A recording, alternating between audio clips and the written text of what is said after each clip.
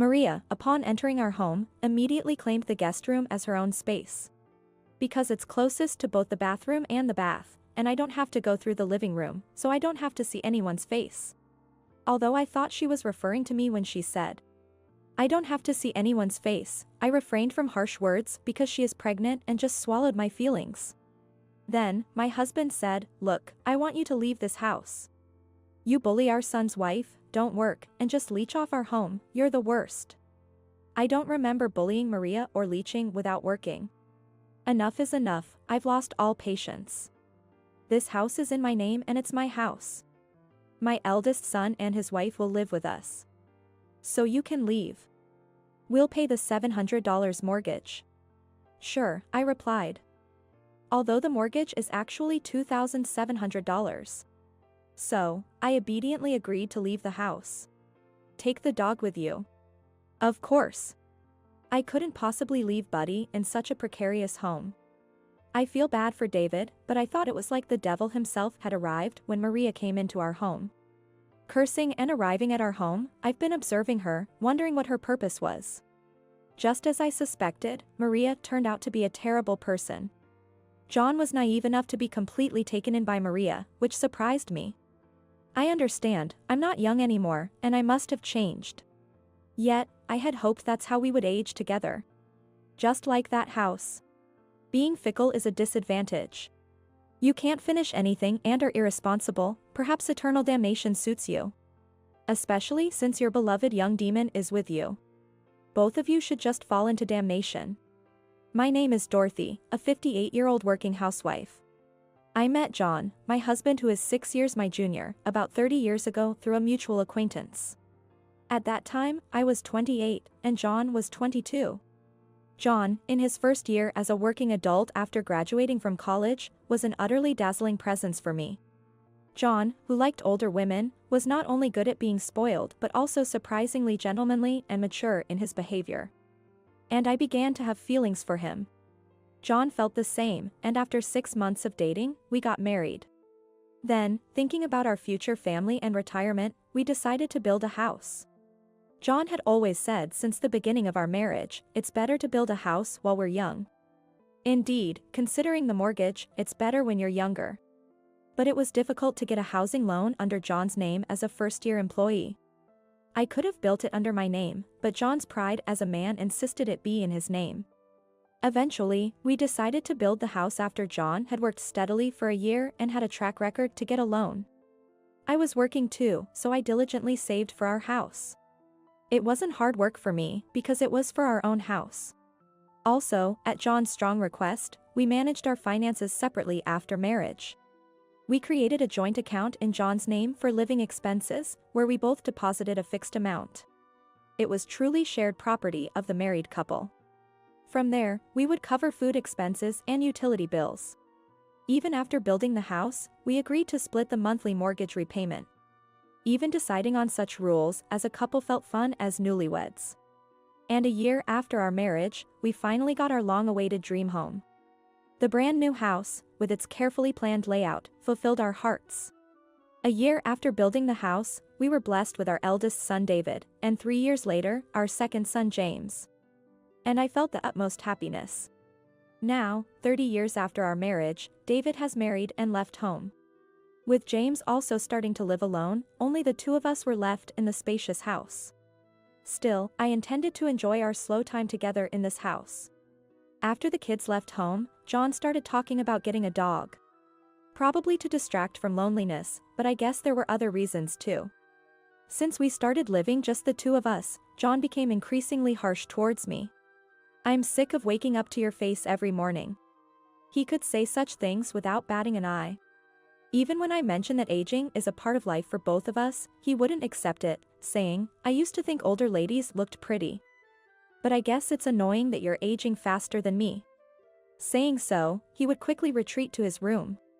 In other words, he didn't want to face me, which led him to suggest getting a dog. I love animals, so I wasn't opposed to getting a pet.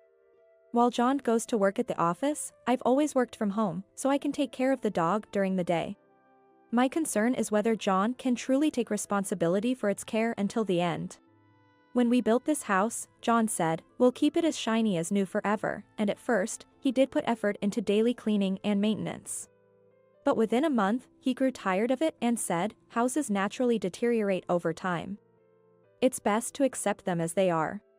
The expensive pressure washer and various other tools bought for house maintenance were soon left unused. Similarly, when our first son, David, was born, John was enthusiastic about child rearing, claiming, I'll be in charge of bathing him. Don't bathe him until I get home. But this lasted only for the first week. Despite waiting for John to bathe David, as he claimed it was his responsibility, he would just say, I'm tired today, and go to sleep. From then on, John never bathed David again. With our second son, James, I took care of everything from the start. John, who did nothing himself, would still criticize, saying things like, aren't you wiping him properly? Doesn't he need more moisturizer? And when I'd ask him to watch the kids on weekends, he'd say, the kids would rather be taken care of by their mother, and take a nap. So far, I've been handling house cleaning and child rearing alone, as if they were solely a woman's job. However, John stopped contributing to our joint account over a decade ago. He didn't contribute to the monthly living expenses or the house mortgage. The first time he didn't make a deposit, he said, I'm broke because of consecutive weddings this month. Just for this month, please. I let it slide, thinking it was just for 1 month. But there were no deposits the following month, and the month after that. Unable to delay the mortgage payments, I continued to pay them with my money. John couldn't sustain cleaning, childcare, or even financial responsibilities.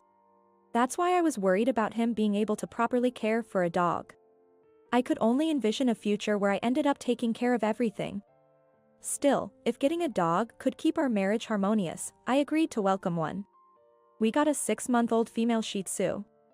John had fallen in love with her at first sight at the pet store. I was hesitant about adopting a puppy, considering our ages and the dog's lifespan. There's a chance that we might pass away before the dog does. If that happens, she would be left all alone. However, my worries were alleviated knowing that if anything happened to us, our sons would take care of her, allowing me to welcome her with peace of mind. The puppy, round and playful, was named Coco. Initially, there were smiles in our 2-person household with Coco. Watching her play tirelessly, so small and adorable, was endlessly charming. John seemed happy feeding her and brushing her. I thought maybe this time, he could take care of her properly. One day, while working in my room, I heard Coco crying from behind the door. It was 7 p.m., but John, who usually would be home by then, hadn't returned. So, I fed Coco in his place. But from that day onwards, such incidents became more frequent. I casually mentioned to John, you've been coming home late recently. Coco seemed lonely. He replied, I've been training a new employee at work. So, for a while, can you take care of Coco? I expected this, but it happened sooner than I thought. I believed he would at least care for her for a year, maybe until she grew into an adult. But I doubted whether a senior employee like John would directly train newcomers. This suspicion was confirmed when I saw a message on his phone saying, thanks for the meal the other day. Please invite me to dinner again. Accompanied by cute emojis, while he was in the bathroom. His training was something outside of work. Judging from this text, she must be a very young woman. I sighed and hugged my pet, Coco, tightly. Ever since John stopped caring for Coco, the pet has become completely attached to me.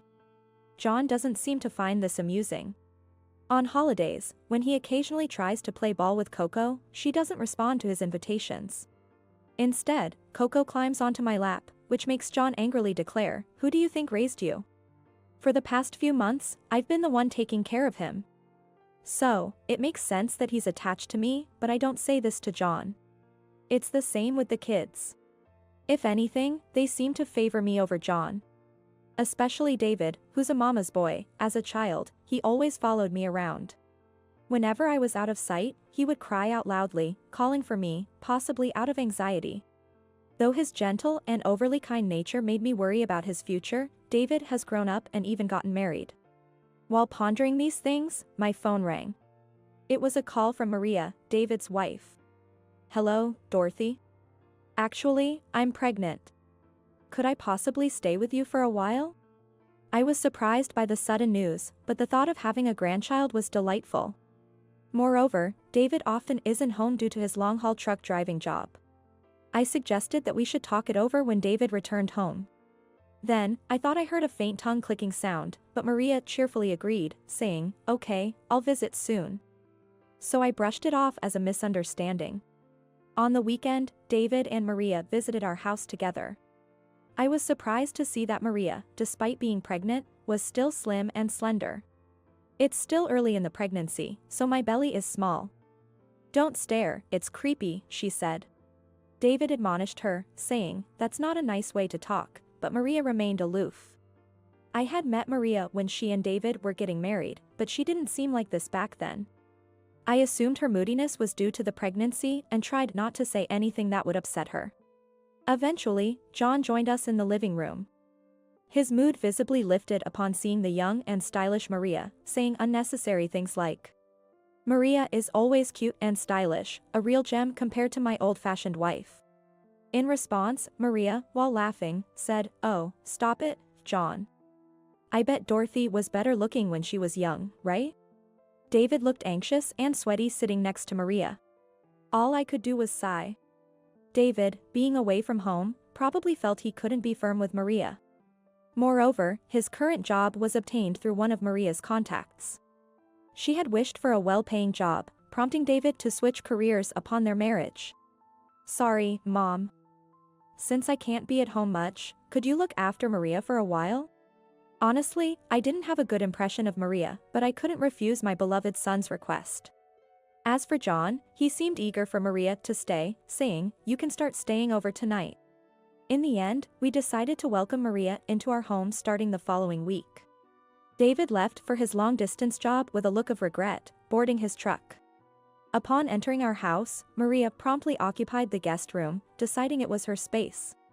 I chose this because it's close to the bathroom and bath, and I don't have to see anyone if I go through the living room. I swallowed my words, understanding her comment about not having to see anyone was directed at me, and considering she was pregnant. I refrained from harsh words.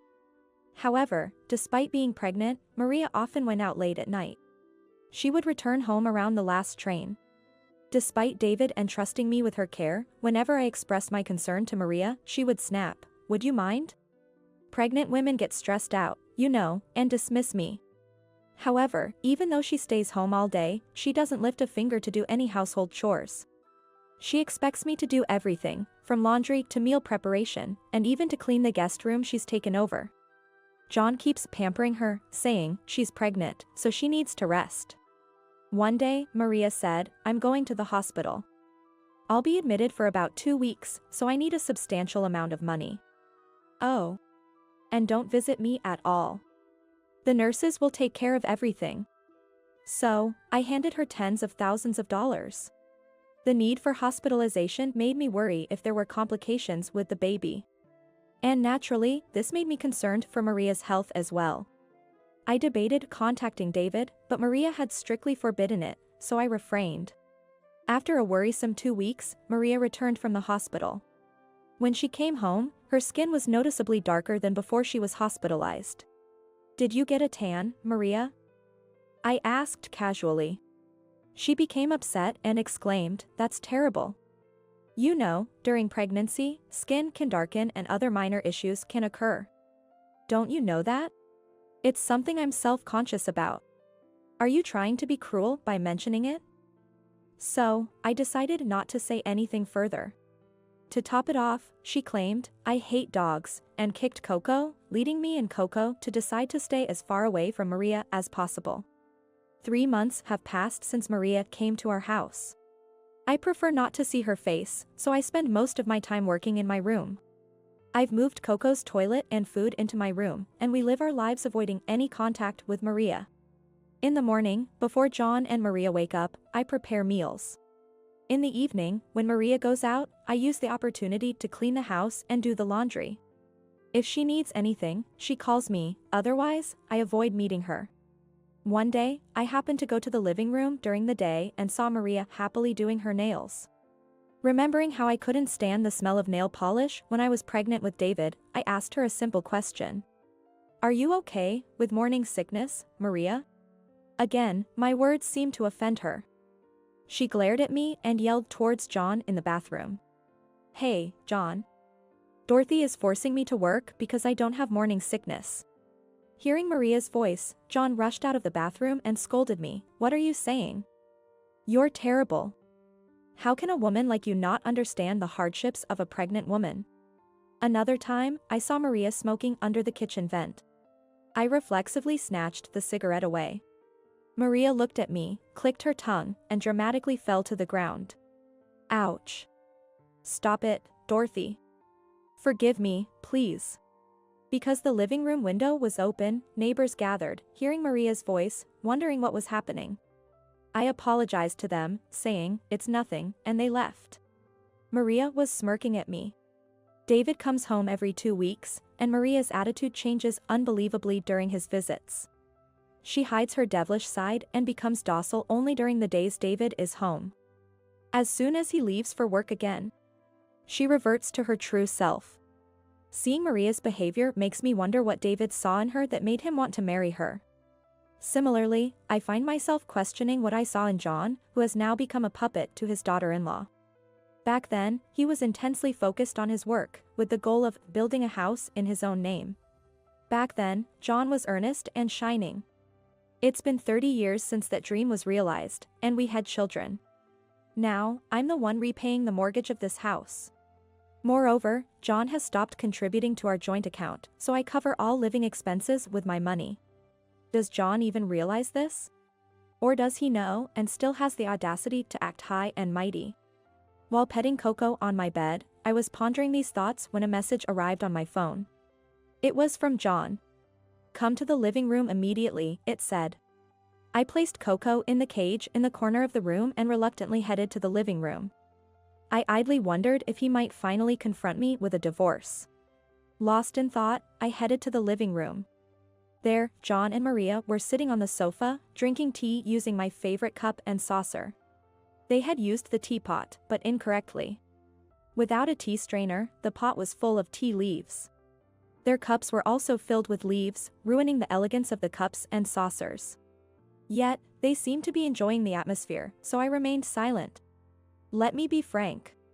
I wondered to myself if John truly understood what it meant to be direct. Perhaps because of my unfocused expression, John glared at me sharply. You know, I want you to leave this house. You're always picking on your daughter-in-law, not doing any work and just leeching off us. You're the worst. Did you know? Maria is a model. She plans to continue working even after giving birth. How admirable is that? It's a stark contrast to you, who isn't independent at all. Enough is enough, I'm fed up. This house is in my name, it's my house. The eldest son and his wife will live here, so get out. We'll pay the $700 mortgage. I have no recollection of bullying my daughter-in-law or not working and leeching off them. Frankly, I couldn't care less about Maria being a model. If he seriously thinks I'm not independent, he's greatly mistaken. There were many questionable points in John's speech, but what puzzled me most was the mention of $700 for the mortgage. It seems John thinks the house mortgage is only $700. He must be mistaken since he hasn't been paying it for a while. But since he's telling me to leave, it doesn't really matter at this point. Although the mortgage is actually $2,700, I responded, okay, and decided to leave the house. Take the dog with you. Of course. I couldn't possibly leave Coco in such a dangerous house. John and Maria didn't seem interested in me anymore and were engrossed in their own conversation. Right, if John is going to take over the mortgage payments, I need to give him the passbook for our joint account. I went back to my room, grabbed the passbook, and handed it to John. This account is where the mortgage payments are withdrawn from. Good luck with that. John forcefully snatched the passbook I handed to him and started checking it. He and Maria were smirking together. They were probably just looking at the balance. Indeed, the account had a considerable amount saved up, diligently accumulated by me as family savings. Yet, the important part, the details, seemed to be completely overlooked by them. Well, it's fine. They can deal with what comes next. I went back to my room and packed my belongings. Gathering Coco's things too, I ended up with more luggage than expected, but that was not a problem. I had no intention of leaving anything important in this house. Before leaving, I made a phone call. It was to my younger son, James. I briefly explained the situation and decided to go to James's place. Then, I left the house I had lived in for 30 years. It was honestly sad and frustrating to leave the house this way. But at that moment, I didn't want to spend another second in that space. When I reached James's apartment, he came down to the entrance to meet me. Seeing him casually help with the luggage made me realize how much my son had grown. "Mom, you've had a tough time. Take it easy today." His kind words almost brought me to tears. I gratefully accepted James's hospitality and rested for the day. The next evening, I received a call from David. He had probably just finished work and returned home. "Mom? Are you at James's place?" I heard from him. "I'm sorry, it's because I brought Maria home, isn't it?" "I'm really sorry." I could tell from his voice over the phone that David was deeply apologizing. Given his kind nature, he probably couldn't stand up to Maria. I had guessed that Maria behaved well when David was home every 2 weeks, probably to ensure she got her allowance properly. "I'm fine. But have you seen Maria? How was she?" David seemed hesitant to speak. Then he said, "Mom, there's something I want to talk about. Can I come over now?" As if he had made up his mind. That night, David, James, and I had a long talk. A lot of things became clear. I have no doubts anymore, it's time to divorce John. I feel bad for David, but I can't stay married to a man who brought home a devil-like daughter-in-law. I had been observing Maria's behavior and intentions since she arrived at our home. As I suspected, Maria turned out to be incredibly spiteful. Months passed, yet her belly never grew larger. From the day she returned from the hospital, her skin was notably tanned. She seemed inseparable from alcohol and cigarettes, like they were her best friends. Using her youth and beauty, she easily charmed and manipulated John. John, for his part, was astonishingly simple-minded in how easily he was swayed by Maria. He had developed a fondness for younger women. I understand that I'm no longer young and have changed since those days. Wrinkles have increased, and my body has started to ache. Still, I believed that aging together, just the two of us, was part of life's journey. Much like the way our house has aged over the years. Having a fickle nature is a disadvantage, after all. You can never see things through to the end, John, and for someone as irresponsible as you, a never-ending hell seems fitting. Especially with your beloved young devil by your side. Both of you might as well descend to hell together. 2 months have passed since I left the house. Lately, I've been doing well at work. This month looks promising too. As I paused for a break, my phone rang. It was John's name on the screen. I was expecting a call around this time, but I wish it wasn't on such a pleasant day. Still, I had to answer because it was important. "Yes, what's hap?" Before I could finish asking, I was met with a shout from the other end. "Hey. For some reason, we're being pressed for the house's mortgage payment. It's strange because we're supposed to be paying it every month. Did you do something?" Just as I thought, it was about the mortgage payments. John, thinking the mortgage was only $700, couldn't possibly pay the actual amount of $2,700.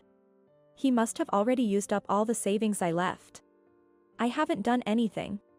More importantly, have you been properly depositing your salary for living expenses and mortgage payments? If you had, there would be no reason for you to be pressed for payments. What I said was entirely reasonable.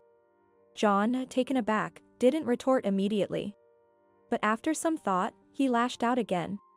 I calculated and left enough money. I made sure to leave $2,100 for 3 months, so there's no way the payment should be delayed. He still hadn't realized it. I thought he would at least glance through the account statement. I sighed deeply, countless times.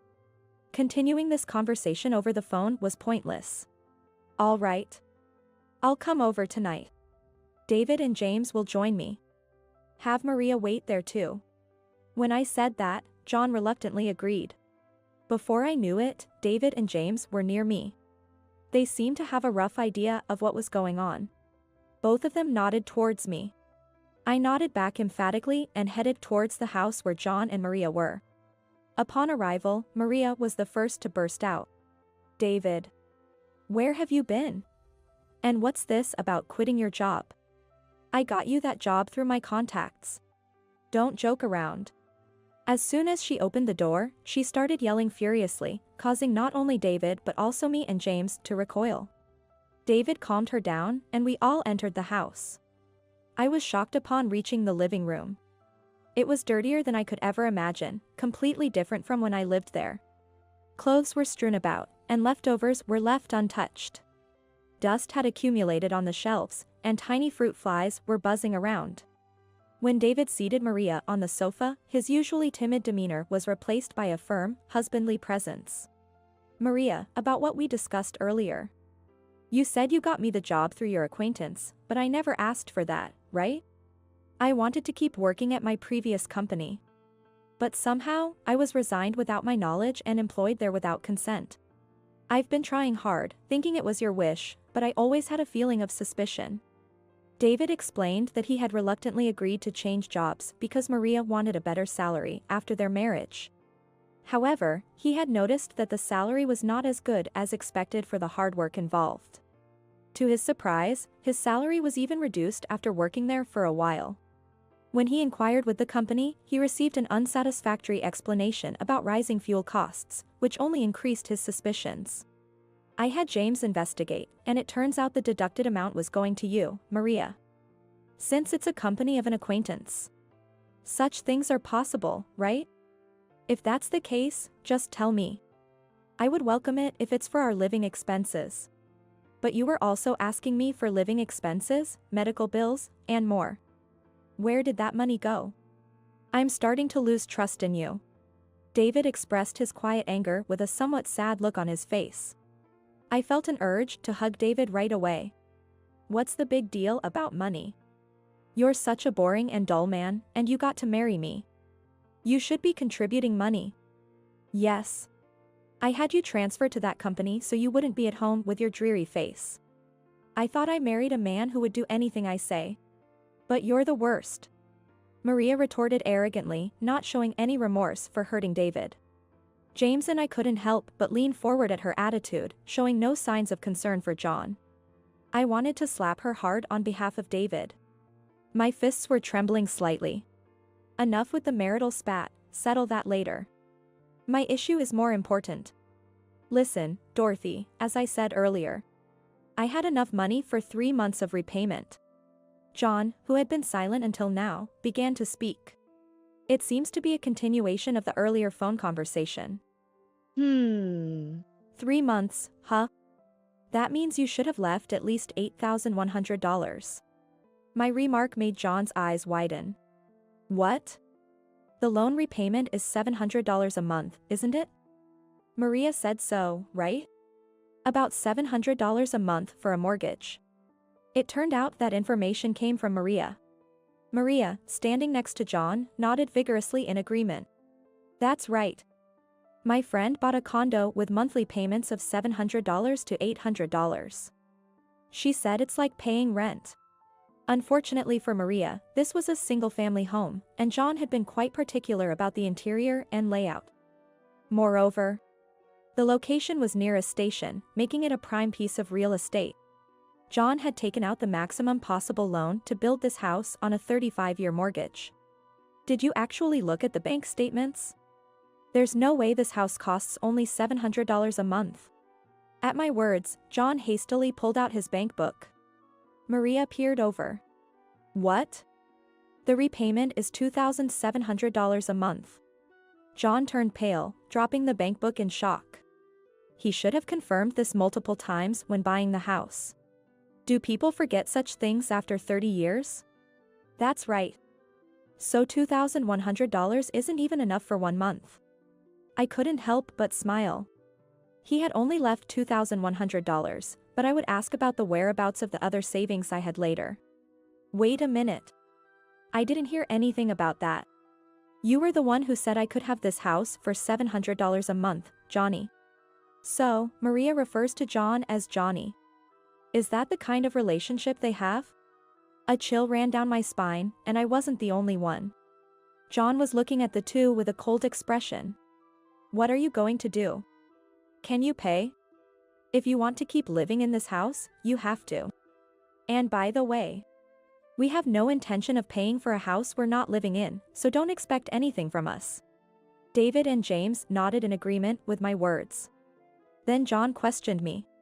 Wait, then how have you been paying the $2,700 monthly loan? A housewife like you lounging at home couldn't possibly pay that. After 30 years together, John still didn't understand me. It was a profound disappointment. Mother runs an e-commerce site. It's quite popular, you know. Didn't you know, Dad? I'm helping her with the photography for the site. David handles the accounting. Yes, I've been running an e-commerce site for quite some time, a job I could do while staying at home. It's been quite successful, and recently, inspired by our pet, Coco, I started selling pet products. Thanks to the help of our two sons, the business is doing even better now. John looked at me in disbelief when he learned about my earnings. Hearing our conversation, Maria raised her voice.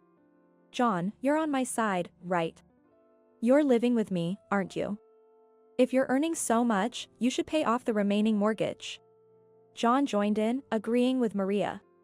What an outrageous father, expecting his son to pay off the mortgage.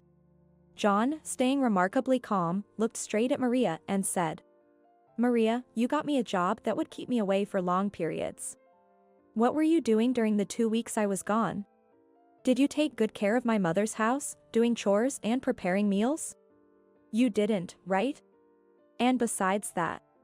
John then laid out several photos on the table. They showed Maria walking closely with an unknown man in a busy downtown area. Some photos even clearly captured them entering a hotel. What is this?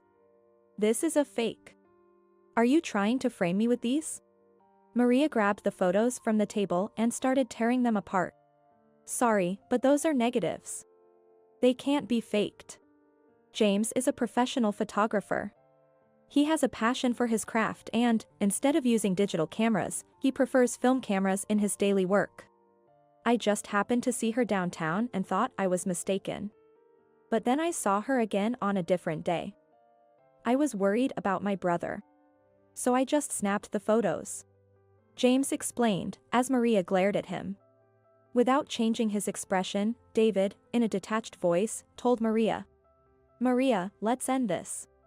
We're getting a divorce. At David's words, Maria screamed. What? David, you don't get to order me around. I'm so over a sneaky man like you. Since you're the one asking for a divorce, you'll have to pay me alimony. Maria, though beautiful and well-styled, sadly lacks in personality and intellect.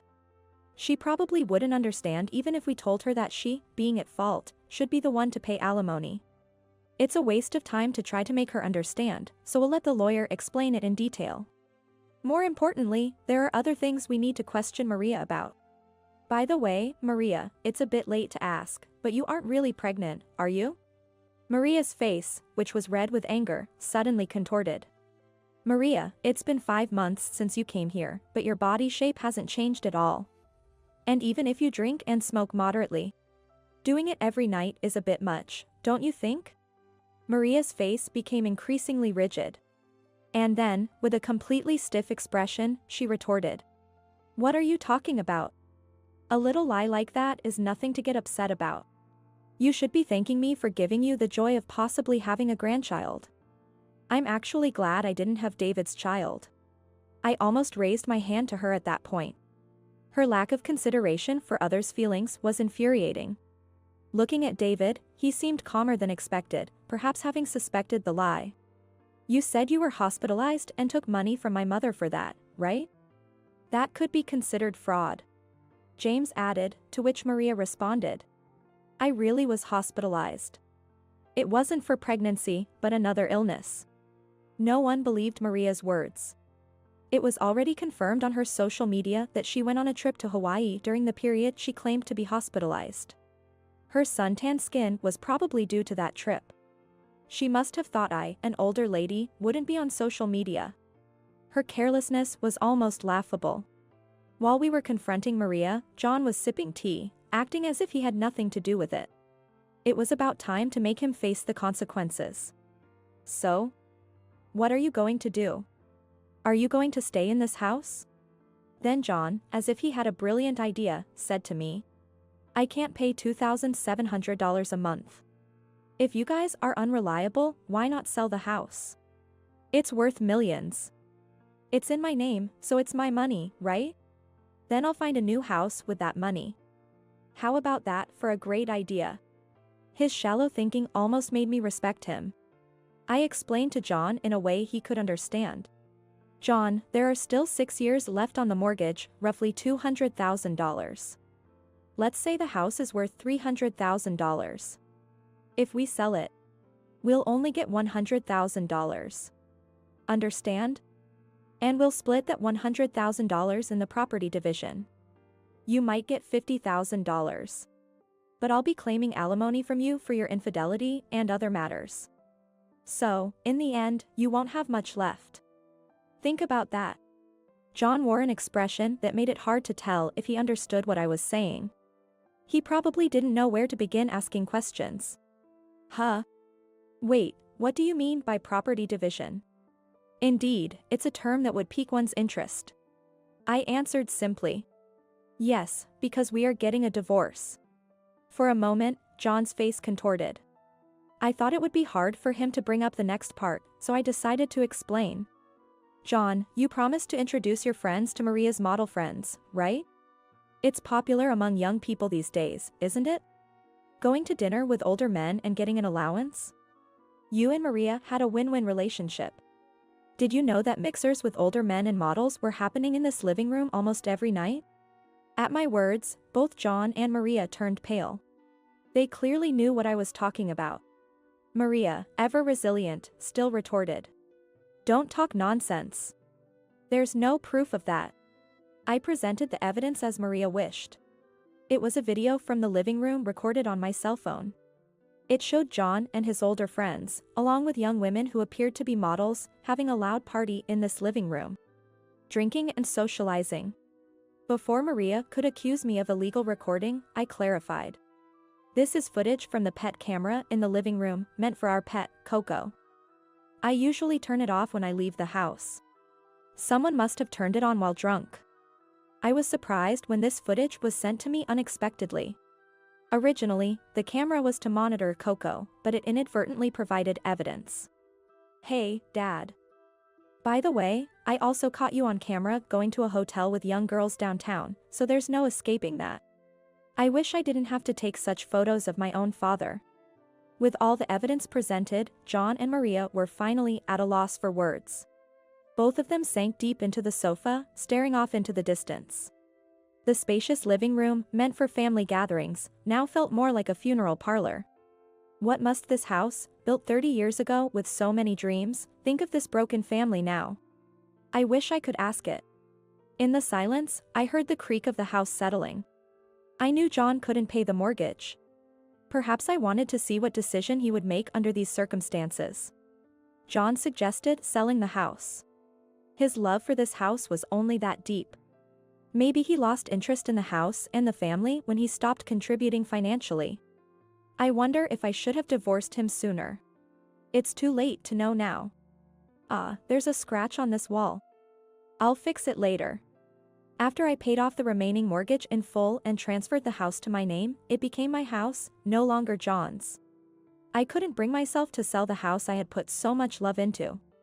John wanted to sell it until the end, to keep some money for himself, but I firmly rejected that idea. He should learn to be frugal after spending lavishly for so long. The savings we had as joint property seemingly vanished on his youthful adventures. Hence, I'm demanding alimony without mercy. I heard through the grapevine that he's now living in a small apartment. The house has been slightly remodeled, and now serves as both my office and home. David and James are living here with me, helping with my business. They're more than just helpers now, they're indispensable staff. Mom, can you check this? David, utilizing his existing qualifications, is in charge of accounting. The divorce with Maria was finalized through a lawyer, and it seems her parents paid the alimony in full. Apparently, they will be asking Maria to repay them. She kept spouting nonsense to David till the end, but he ignored it all. There's a possibility that lying about the pregnancy could constitute a crime since I gave her money based on that lie. However, since Maria's parents repaid the money I had given her, I chose not to file a lawsuit. Kind David deeply regretted not being able to give me a grandchild. David, James, let's take a break. As the weather was nice, we sat on the garden lawn to rest. We used to sunbathe in the yard when the boys were little. I'm happiest right now. At my spontaneous words, both of my sons smiled together. We planted a small sapling in the house's garden. It signifies a new beginning and wishes for future happiness. Coco, our pet, took an interest in the sapling, running and tumbling around it.